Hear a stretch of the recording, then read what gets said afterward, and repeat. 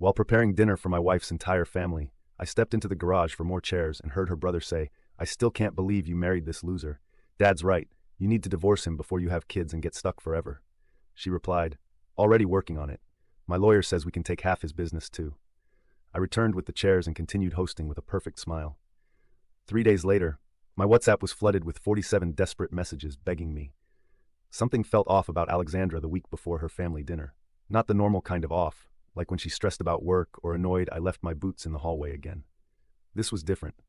She kept checking her phone when she thought I wasn't looking, switched tabs whenever I walked behind her laptop, and started taking calls in another room. After 7 years together, you develop a sense for these things, like how you can tell when a wall isn't plumb, just by looking at it. Look, I never thought I'd be writing one of these posts. I'm not the type to air dirty laundry online. But I'm sitting here at 3 a.m. with a glass of whiskey, still in disbelief about how my life imploded in just 3 days. I need to get this out somewhere, and you internet strangers are getting front row seats to the show. Some background. I'm James, 34. I built my construction business from scratch after dropping out of community college. Started with just me and a beat-up truck. Now I've got 5 crews running projects across the county. Nothing massive, but it pays the bills, and then some.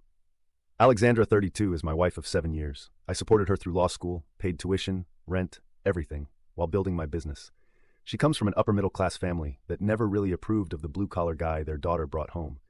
Her dad, Elijah, is some kind of financial advisor. Her mom, Pamela, is in real estate, and her brother, Thomas, thinks his business degree makes him God's gift to capitalism. Here's the thing. I always knew they thought she could do better. The side comments about my little business or asking when I'd go back to school never stopped, but Alexandra always defended me, or so I thought. Last Saturday was the annual spring dinner at our place, a tradition Alexandra insisted on to show off our home to her family. I spent the morning prepping the yard, pressure washing the deck, and helping with the cooking. Everything had to be perfect for her family. I'd been up since 6, getting the smoker ready for the brisket I'd been dry aging all week. Alexandra was more tense than usual, snapping at me for small things, but I chalked it up to the usual family dinner stress. Everyone arrived around 4. Her parents, her brother Thomas and his wife, her younger sister Magnolia, who's still in grad school. Alexandra's mom immediately started critiquing the living room furniture arrangement, while her dad asked pointed questions about how business was going, with that tone that suggested he was waiting for me to admit failure. By 6, we were ready to eat. I'd set up the dining table with our good plates, the ones we got as wedding gifts and barely use, but realized we needed 2 more chairs from the garage. As I headed out through the side door, I heard voices around the corner of the house. Thomas and Alexandra were standing by the azaleas, sharing a cigarette, which was weird since she supposedly quit 3 years ago. I was about to call out when I heard my name. I froze. Thomas was saying how he still couldn't believe she married this, and that their dad was right. She needed to divorce me before having kids and getting stuck forever. What Alexandra said next felt like taking a sledgehammer to the chest. She was already working on it, and her lawyer said that they could take half my business too. I stood there completely numb as they laughed about how I had no idea what was coming. They kept talking. Something about someone named Dominic being a much better fit for her, and how she'd wasted her best years with me while I was playing construction. Have you ever had a moment where your entire reality just shifts?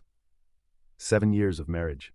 The countless nights I stayed up helping her study for exams, the vacations we skipped so she could afford law textbooks, the extra jobs I took to cover her student loans. All of it suddenly looked different in the harsh light of what I just heard. But I didn't yell, didn't confront them. Something inside me went ice cold. I quietly backed away, grabbed 2 folding chairs from the garage, took 3 deep breaths, and plastered on the fakest smile of my life. Walking back inside, I caught a glimpse of myself in the hallway mirror. I looked perfectly normal. Inside, nuclear wasteland. The rest of that dinner was surreal. I poured wine, carved the brisket, laughed at her dad's terrible jokes, and watched my wife, this stranger across the table, act like everything was normal. I studied her face, trying to find the woman I married. Had she always looked at me with that barely concealed contempt, or was I just seeing it now? When her mom complimented the food and asked for my secret recipe, I nearly lost it. 7 years of family dinners, and now she decides I might have something worth knowing. I explained the dry aging process with mechanical precision while my brain screamed. At one point, her sister Magnolia gave me this weird look, like she was trying to figure something out. She's always been the only decent one in that family. I wonder if she knew. After dessert, Thomas raised a toast to family and future changes, looking directly at Alexandra with this smug little smirk. I clinked glasses and drank, thinking about how satisfying it would be to break that crystal stem across his face. When they finally left around 11, Alexandra started cleaning up, humming to herself. Humming like she hadn't just destroyed our entire life. I told her I'd finish the dishes and she should get some rest. She kissed my cheek and said I was such a good husband. The audacity nearly made me vomit. After she went to bed, I checked her laptop, password protected, new for her, but I knew she used the same pattern for most accounts. Third try, I was in. The emails to her lawyer started 3 months ago. The plan was to file after she secured a partnership at her firm, using my income to help her status, then divorcing me once she locked it in. There were spreadsheets documenting my business assets, our accounts, even a timeline for the divorce. And there it was, a transfer record showing she'd been moving small amounts to a separate account for months, just under amounts that would trigger notifications. Smart lawyer, smart. I checked our joint savings. $20,000 missing. The money I'd been putting aside for the business expansion, our future. Then I found the texts, with someone saved as D. Apparently Dominic wasn't just a better fit, he was already test driving my replacement. The text went back 6 months. 6 months. I didn't sleep that night, or the next. I called in sick to work on Monday, first time in 3 years, and met with a divorce attorney while Alexandra was at the office. Guy named Mike, who a buddy recommended, told him everything, showed him the screenshots I'd taken. Mike laid it out straight. In our state, she could potentially get half my business value since it grew substantially during our marriage, even though she never lifted a finger to help with it. Even though I built it from nothing while supporting her through school. When he told me the potential settlement amount, I almost blacked out. Everything I'd built, everything I'd sacrificed for, cut in half and handed to the woman who was planning to blindside me. I remember asking Mike, so what, I just bend over and take it? He started talking about amicable settlements and minimizing damages, but I was already gone mentally. Something fundamental had shifted inside me. That night, Alexandra asked if I was feeling better, brought home soup, acted concerned. I played along, said I was just tired, probably coming down with something. She suggested I see a doctor. The performance was Oscar. I nodded, thanked her for caring, told her I loved her. She said it back without hesitation. Those 3 meaningless words falling from her lips while she planned my financial execution. I watched her scroll through Instagram as we sat on the couch, stopping to like a photo of us from last Christmas that her sister posted. The caption read, "Couple goals." I nearly laughed out loud. It was like living with a stranger wearing my wife's face. Every movement, every word felt calculated. Had she always been this person? Had I been blind for 7 years? Or had she changed?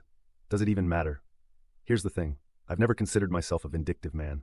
When contractors try to screw me over, I usually just cut ties and move on. When clients don't pay on time, I work with them. But this was different. This wasn't business. This was my life. As I lay awake that second night, watching her sleep peacefully beside me, probably dreaming about spending my money with Dominic, something hardened inside me. A clarity I've never felt before. You see, Alexandra and her family always underestimated me. They saw the calloused hands and lack of degree and assumed I was simple. They never understood that building something from nothing requires intelligence, strategy, patience. I started making phone calls the next morning, first to my bank, then to my business partner, then to a few key clients. By noon, I had a plan forming. By dinner, I knew exactly what I was going to do. Alexandra wants war, fine, but she's bringing a butter knife to a chainsaw fight. This isn't about money anymore. It's about showing her and her entire family exactly who they decided to foot with. The loser they looked down on for 7 years is about to give them a masterclass in consequences. So here I am, 3 days after that dinner, finalizing my blueprint for demolition. And just like any good construction project, you need to lay the groundwork before you build. Tomorrow, everything changes. Alexandra thinks she's got it all figured out, but she has no idea what's coming. Neither does her family, or Dominic, whoever he is. I supported her dreams for 7 years. Now I get to watch hers crumble in real time. Update. First, thanks for all the support on my last post. Never expected that kind of response. For those asking if I've calmed down or if I'm thinking more clearly now, nope. Still pissed, still moving forward, just more strategically. Now look, when you build something with your hands, you learn that rushing just creates problems you'll have to fix later. Revenge is the same way. It needs a proper foundation. The morning after I posted, Alexandra left for work like any normal day. Kissed me goodbye, reminded me to call the plumber about that leaky faucet in the guest bathroom. Asked if I could pick up her dry cleaning. The absolute normality of it was surreal, like watching someone sleepwalk through a minefield they planted themselves. As soon as her car pulled out of the driveway, I got to work. First order of business was securing my actual business. Called my accountant for an emergency meeting at the coffee shop down the street from my office. No way I was doing this over the phone or at my workplace where employees might overhear. Here's the thing. When you're building a business while supporting someone through school, you make compromises. Sometimes you don't document everything perfectly. Sometimes you cut corners on paperwork because you're exhausted from working 14-hour days. Alexandra knew this, had even helped with some of our early tax filings when we couldn't afford a proper accountant. The coffee shop meeting was eye-opening. My accountant, let's call him Frank, looked like he hadn't slept in days. Turns out Alexandra had already contacted him, asking innocent questions about business valuation methods and ownership documentation. Claimed she was helping me prepare for a potential investor meeting. Frank, not knowing what was happening, had given her some surface-level info but felt uncomfortable enough to flag it. When I told him what was really going on, the color drained from his face. "James, I need to show you something," he said, pulling out his tablet. He opened a series of documents showing my business transactions from the past 3 years. These highlighted ones, they don't quite add up. Turns out Alexandra had been doing more than just planning a divorce. She'd been creating a paper trail to make it look like I was mishandling business funds.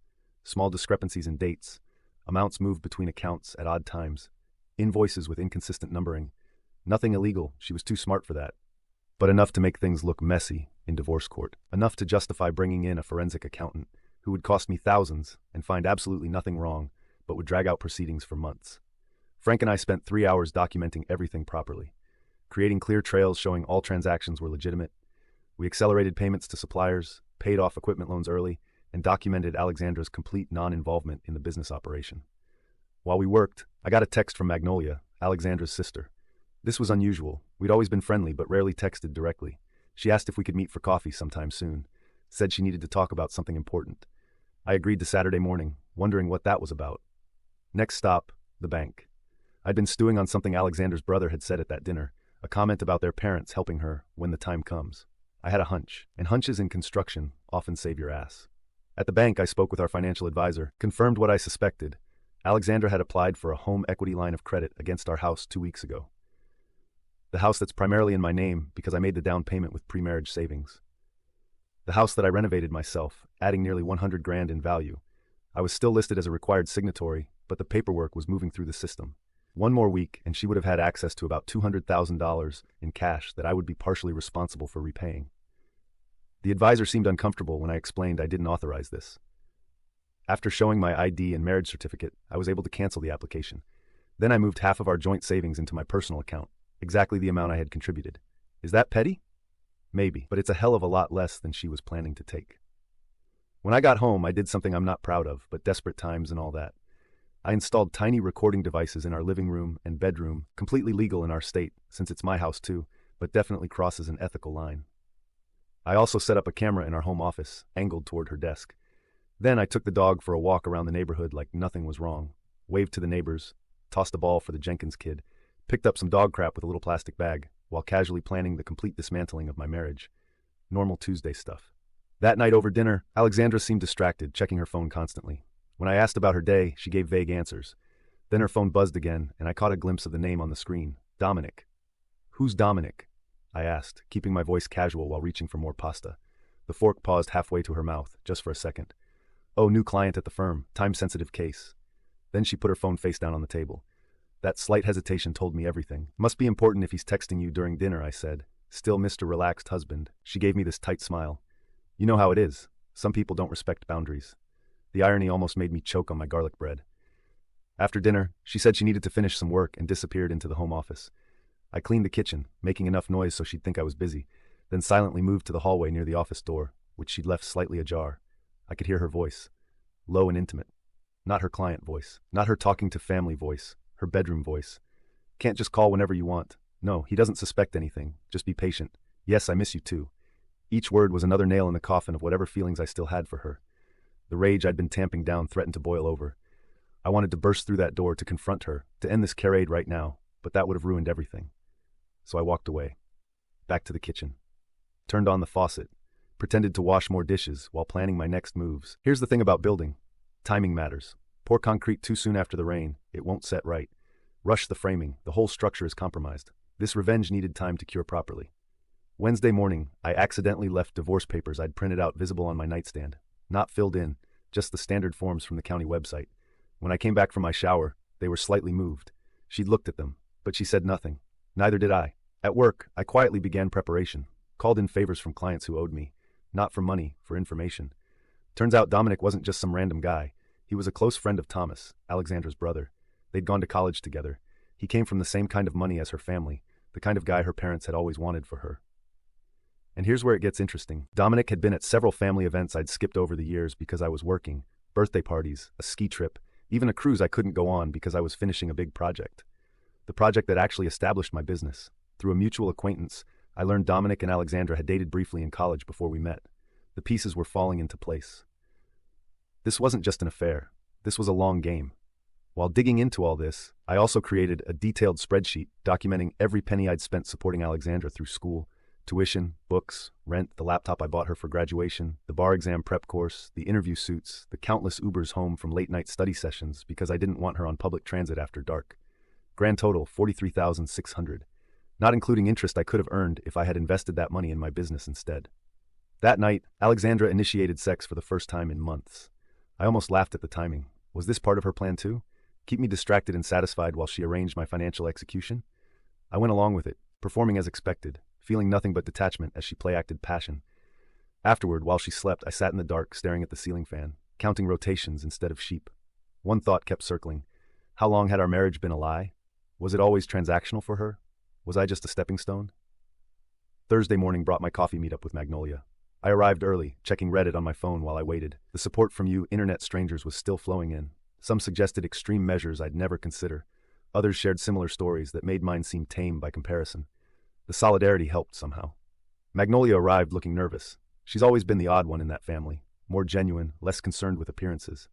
She ordered some complicated coffee drink and picked at a muffin while making small talk. Finally, she took a deep breath. What she told me next confirmed everything. She'd known about Alexandra and Dominic for months, had caught them together at their parents' lake house during that family weekend I'd missed because of a water damage emergency at a job site. She'd confronted Alexandra, who swore it was a one-time mistake, but it wasn't. Alexandra had confided in Magnolia, recently drunk after a family dinner I'd also missed, told her the whole plan. Stay with me until making partner, then upgrade to Dominic, with half my assets as her golden parachute. Magnolia was telling me this because she couldn't stomach it anymore. Said she'd always liked me, thought I was good for her sister, couldn't understand why her family never gave me a fair chance. I thanked her for her honesty, careful not to reveal I already knew most of this. Asked her to keep our conversation between us. She agreed, seeming relieved to unburden herself. As she left, she hugged me and whispered that she was sorry. It was the first genuine human connection I'd felt in days. Thursday night, I set the next phase in motion, created a fake business emergency. Called Alexandra, saying I needed all hands on deck for a crisis meeting the next night. Major client threatening to pull out. Potential financial disaster. Needed her support and her family's advice. She hesitated. Said she had plans. I pushed harder, let my voice crack a little, said I was scared of losing everything we'd built. Played on her guilt. She relented, agreed to host an emergency family dinner Friday night, said she'd call her parents and Thomas. Perfect. Friday morning, I put the final touches on my preparations. Set up the dining room with printouts hidden in a folder by my seat. Loaded all the evidence onto a tablet, screenshots, recordings, financial records, everything. Picked up her favorite dessert from that bakery across town she loves so much. At work, I made sure everything was in order. Had a frank conversation with my business partner, who was understandably shocked but fully supportive. We'd been friends since high school. He knew what Alexandra's schooling had cost me, in more ways than one. When I got home, Alexandra was already there, setting the table with our good plates. Again, the symmetry wasn't lost on me. Another family dinner. Same stage, entirely different play about to unfold. She seemed jittery, checking her phone constantly. When I asked if everyone was confirmed for dinner, she nodded distractedly. Said her parents were bringing wine. Thomas and his wife would be there too. I suggested inviting Magnolia as well. Alexandra looked surprised but agreed, texting her sister while I watched. The gang would all be there. Perfect. As I headed upstairs to shower and change, Alexandra called after me, asking what the client issue was specifically, so she could prepare her thoughts. I told her I'd explain everything during dinner. Wanted to go through it just once with everyone present. Under the shower spray, I rehearsed what I would say, how I would present the evidence, the order of revelations, for maximum impact. It felt surreal, like planning a presentation for the most important client meeting ever. I got dressed in the clothes Alexandra had always said made me look most professional. Dark jeans, blue button-down, leather shoes instead of work boots. The costume for my final performance as her doting husband.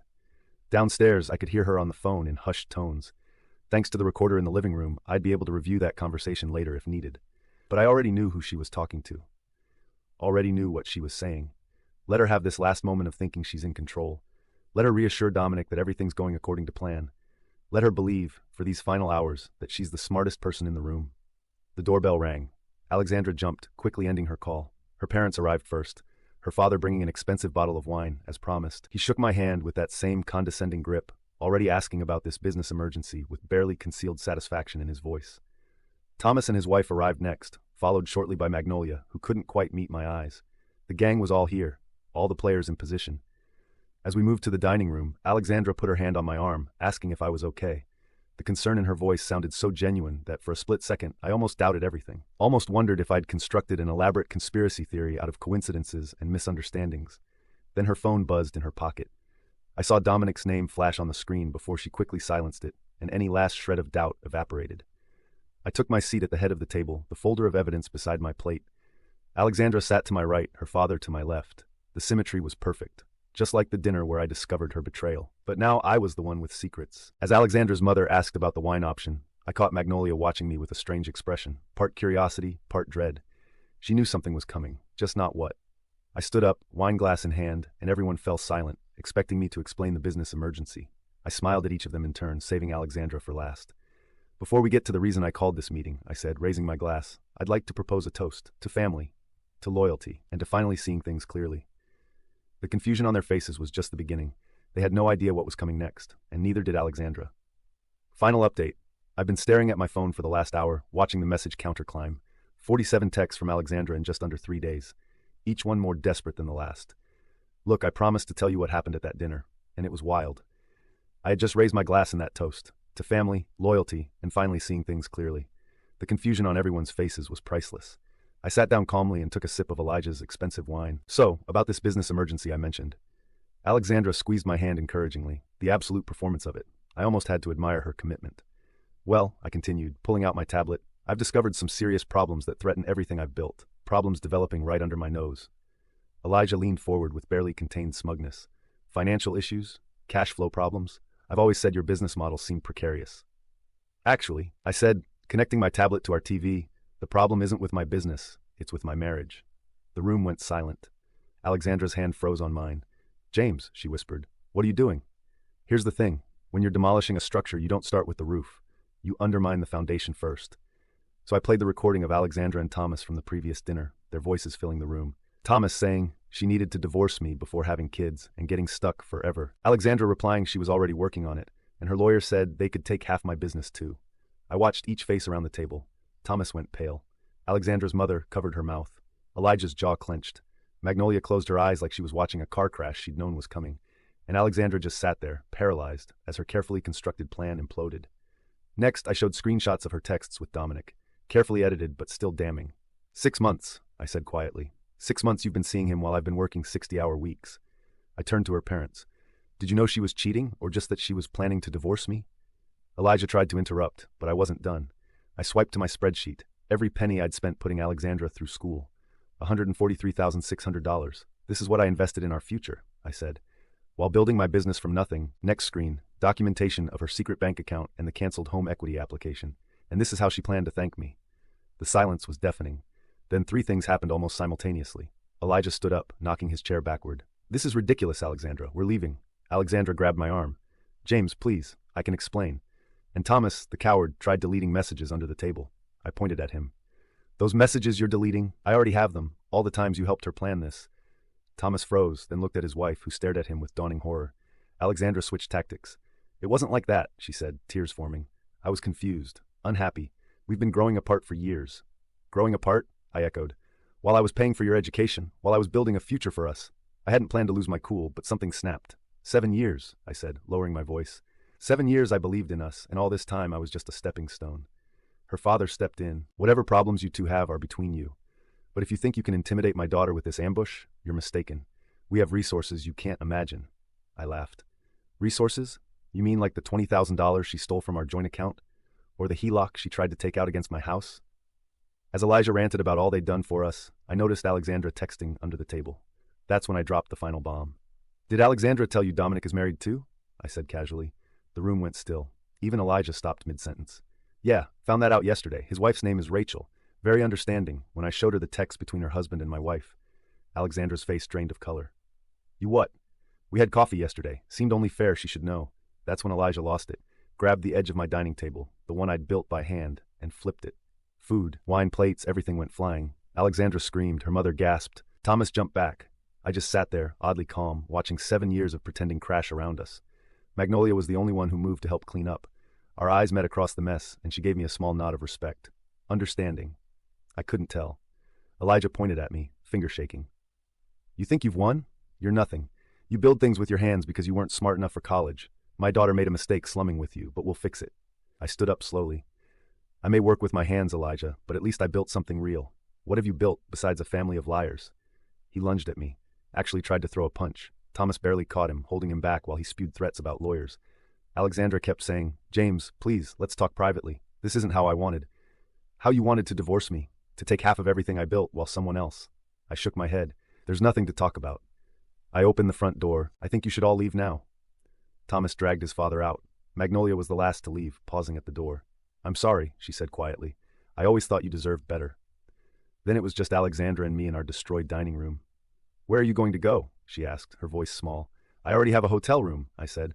I'll be back for my things tomorrow when you're at work. You planned all this, she whispered. I learned from the best, I replied, grabbing my pre-packed overnight bag. As I walked out, she called after me. You'll regret this. My father wasn't bluffing about the lawyers. I didn't respond. Some foundations are too damaged to rebuild on. That night at the hotel, I slept better than I had in months. The next day, I went back while Alexandra was at work, packed what mattered, clothes, tools, family photos, my dog's stuff, and left my key on the counter. I'd already rented a small apartment near my workshop. Not hiding, just creating space. Called my employees and explained I'd be working remotely, dealing with personal matters. For 2 days, I stayed off social media, ignored emails, focused on setting up my new place. The dog adjusted quickly. Animals know when something's wrong in a house. On the third morning, I finally turned my phone back on. It immediately started buzzing. 47 WhatsApp messages from Alexandra, ranging from furious to pleading. The first ones were all caps rage. How dare you embarrass me like that, and you've ruined everything. Then they shifted. James, please call me. We need to talk, and I know I made a mistake, but we can work through this. By message 30, she was bargaining. I'll go to therapy. I'll cut off my family. Just please talk to me. Message 45 was simple. I'm sorry. The final two came at 3:14 a.m. I told Dominic everything. About the money. About the divorce plans. He says we should still be together, and then he just called to break things off. Said he's trying to save his marriage with Rachel. I have nobody now. I read through them without responding, feeling nothing but tired, not satisfaction, not vindication, just emptiness, like finishing a tough job and realizing the client will never appreciate the work. As I scrolled, another message popped up. James, I know you've read these. Please just tell me what you want. Money? The house? I'll sign whatever you want. After everything, she still didn't get it. This was never about money. It was about betrayal. Years wasted. Trust stolen. I finally responded. I've already sent the divorce papers to your office. All I want is for this to be over quickly. Her reply came instantly. Can we meet, please? Just to talk. Before I could respond, my phone rang. Mike, my lawyer. Rachel, Dominic's wife, had reached out to him after I'd shown her the evidence. She'd done her own digging and discovered Dominic had pulled similar schemes with other women. She wanted to compare notes for our divorce proceedings. As Mike talked, I looked around my sparse apartment. A mattress on the floor, boxes unpacked, the dog watching me with patient eyes. This wasn't how I'd imagined my life at 34, starting over again. But sometimes you have to tear everything down to fix a compromised foundation. I agreed to meet Rachel for coffee, not romantically, but because there's solidarity in shared betrayal. After hanging up, I sent Alexandra one final message. There's nothing to talk about. The marriage is over. Please direct all future communication through our lawyers. Then I blocked her number. That afternoon, I took the dog hiking. My phone buzzed with a text from Magnolia. Heard you moved out. Alexandra is staying with our parents. Dad's on the warpath, but Mom's finally asking questions about what really happened. Think his perfect daughter facade is cracking. I replied, thanks for letting me know. Hope you're okay in all this. Her response, I am. Better than okay, actually. Finally told them I'm dropping out of the program they chose for me to pursue what I actually want. Guess your courage was contagious. As the sun set, I watched my dog explore, tail wagging without care. 7 years gone. Countless hours. Work. A future planned and destroyed. But also, freedom. Truth. A chance to rebuild something authentic. My phone buzzed, Rachel confirming our coffee meetup with a link to a support group for people dealing with divorces involving financial deception. Apparently, it's more common than I realized. I pocketed my phone and called the dog. Time to head back, make dinner, maybe unpack. Small steps, one day at a time. Like any good building project, the foundation comes first. And this time, I'm making damn sure it's solid.